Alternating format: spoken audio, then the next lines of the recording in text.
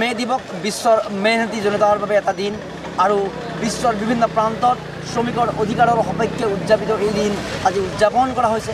এই মুহূৰ্তত মহানগৰীত আমি নুনমাটিত আছোঁ। নুনমাটি যি ৰিফাইনাৰীৰ সন্মুখত আছোঁ, গুৱাহাটী ৰিফাইনাৰী, আৰু গুৱাহাটী ৰিফাইনাৰীৰ সন্মুখত ইউনাইটেড ৱৰ্কমেন ইউনিয়নৰ তৰফৰ পৰা এই শ্ৰমিক দিৱসৰ কাৰ্যসূচী পালন কৰা হৈছে আৰু এই বিশ্বৰ মেহনতি জনতাৰ হকে তেওঁলোকৰ কণ্ঠ দেখা গৈছে। দিনজোৰা কাৰ্যসূচী আছে আৰু এই মুহূৰ্তত আমি সেই দৃশ্য দেখুৱাইছোঁ। মহানগৰীৰ ৰিফাইনাৰীৰ সন্মুখৰ দৃশ্য ইউনাইটেড ৱৰ্কমেন ইউনিয়নৰ উদ্যোগত বিশ্ব যি মে দিৱস, এই মে দিৱস উদযাপনৰ প্ৰথম কাৰ্যসূচী এটা শোভাযাত্ৰা উলিয়াব আৰু সেই শোভাযাত্ৰাৰ দৃশ্য আমি দেখুৱাইছোঁ। আন্তঃৰাষ্ট্ৰীয় পৰ্যায়ৰ শ্ৰমিক নেতা বীৰেন কলিতা আৰু কেইবাগৰাকীও নেতা কৰ্মী ইয়াতে উপস্থিত আছে। আমি আন্তঃৰাষ্ট্ৰীয় পৰ্যায়ৰ শ্ৰমিক নেতা বীৰেন কলিতাৰ কাষ চাপিম আৰু মে দিৱসৰ শুভেচ্ছা জ্ঞাপন কৰিছোঁ। আৰু বিশ্বৰ মেহনতি জনতাক কি আজি বাৰ্তা দিব আপুনি? ধন্যবাদ। আজি গোটেই বিশ্বৰ মেহনতি জনসাধাৰণে গোটেই বিশ্বতে আজি এই মে দিনটো উদযাপন কৰি আজি আছে। আৰু মে দিৱসৰ উৎসৱ আমি সকলোৱে জানো। এই যে ৰক্ত পতাকা, এই ৰক্ত পতাকা আজি মেহনতি আমাৰ শ্ৰমিক শ্ৰেণীৰ কাৰণে আমাৰ গৌৰৱৰ দিন।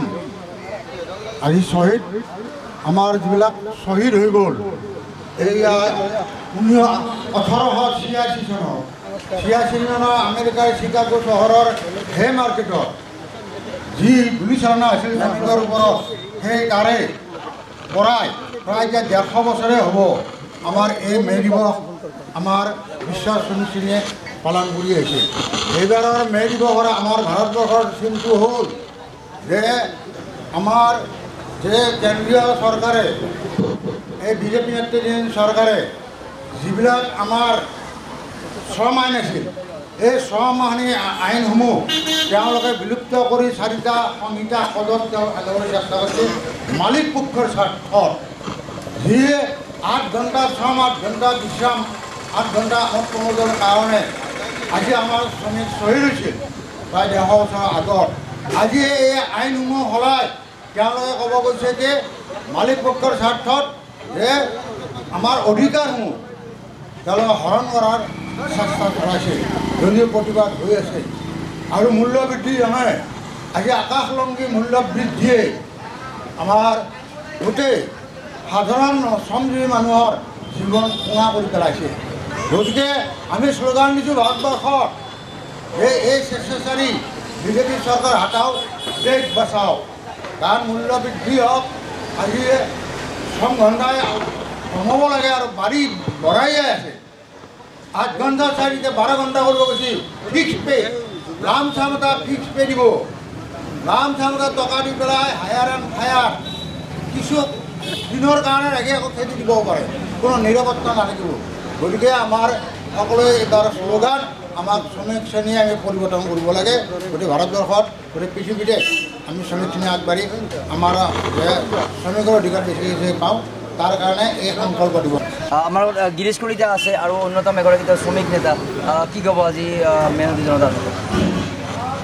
মেহনতি জনতা আমি সকলোৱে আমেৰিকাৰ চিকাগো চহৰৰ যি হেয়াৰ মাৰ্কেটত সেই শ্ৰমিকসকল শ্বহীদ হৈছিল 8 ঘণ্টা শ্ৰম, 8 ঘণ্টা বিশ্ৰাম আৰু 8 ঘণ্টা আমোদ প্ৰমোদৰ কাৰণে। সেই বিশ্বৰ শ্ৰমিকসকলৰ জ্ঞাততে সেই বিশ্বৰ শ্ৰমিকসকলে যি ত্যাগ কৰিছিল, সেই ত্যাগৰ বিনিময়ত আমি সকলো শ্ৰমিক আজি ইয়াতে ঐক্যবদ্ধ হৈছোঁ। আমি গুৱাহাটী সদনগৰ ইউনাইটেড ৱৰ্কমেন ইউনিয়নৰ তৰফৰ পৰা আমাৰ বেচিকেলি আমাৰ ইউনিয়নখন AICCTU, all India central council of trade ইউনিয়নৰ এফিলিয়েশ্যন, আৰু আমি প্ৰত্যেক বছৰে ইয়াতে আমি এনেকুৱা কাৰ্যসূচী লৈ আহিছোঁ। কাৰণ অমৰ শ্বহীদসকলে যি কষ্ট ত্যাগ স্বীকাৰ কৰি গৈছিল, তেওঁলোকৰ নামত আমি যিমানখিনি পাৰোঁ এটলিষ্ট আমি 1 মে তাৰিখটোত আন্তৰ্জাতিক মে দিৱস হিচাপে আমি পালন কৰি সকলো শ্ৰমিকৰ ভৱিষ্যত মংগল কামনা কৰোঁ।